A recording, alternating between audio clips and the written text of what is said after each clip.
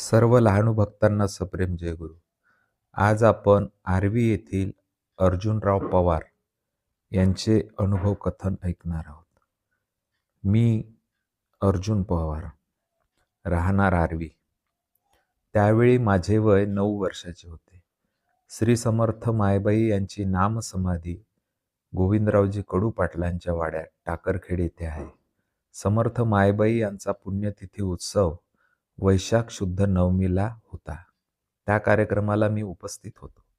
सायंकाळची वेळ झाल्यामुळे मी तेथील मंडपातच मुक्काम केला.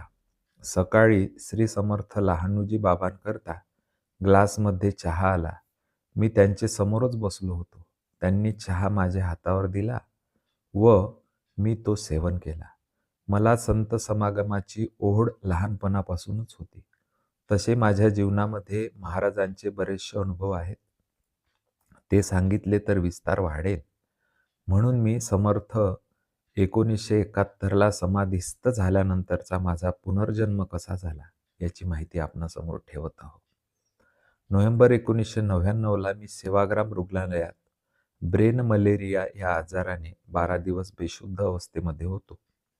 मला अतिदक्षता गृहात ठेवण्यात आले होते. त्या ठिकाणी 9 डॉक्टरांची चमू उपचार करीत होती.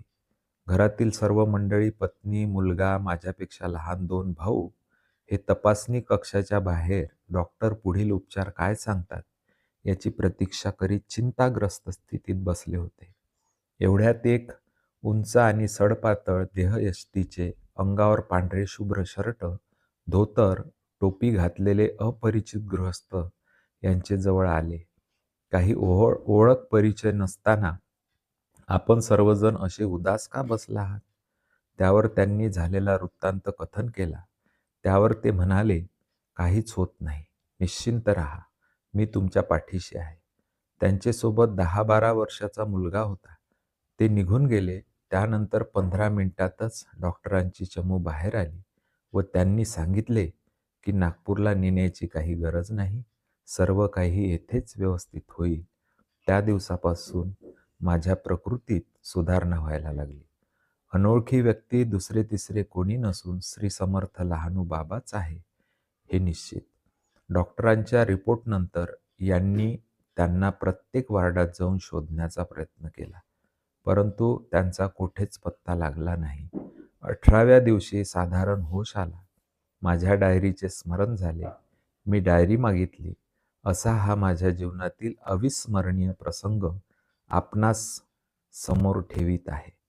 जगद्गुरू तुकोबाराय म्हणतात, तुका म्हणे त्याचे भारी, देव तुमच्या मरणी मरे.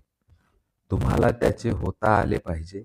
माऊली ज्ञानेश्वर हरिपाठ मध्ये म्हणतात, मागे पुढे उभा राही सांभाळीता आलिया, आघात निवाराया वंदनीय. राष्ट्रसंतांनी लहानूजी महाराजांवर 4 भजने लिहिली. त्यामध्ये त्यांचा अधिकार केवढा मोठा होता याची साक्ष पटते. राष्ट्रसंत असेही म्हणतात, मी ठेकेदार संतांचा पाहिला कानाकोपरा भारताचा, पण लहानू बाबांच्या बरोबरीचा आज तुझ्या दुजा संत नाही. महाराज जरी समाधिस्थ झाले असले तरी श्रद्धाभाव अंतःकरणाने आजही तुम्ही नतमस्तक झालात तर तुमच्या जीवनामध्ये प्रत्यय आल्याशिवाय राहणार नाही, हे मी ठामपणे सांगू इच्छितो. जय लहानूजी, श्री लहानूजी. श्री संत लहानूजी महाराज की जय.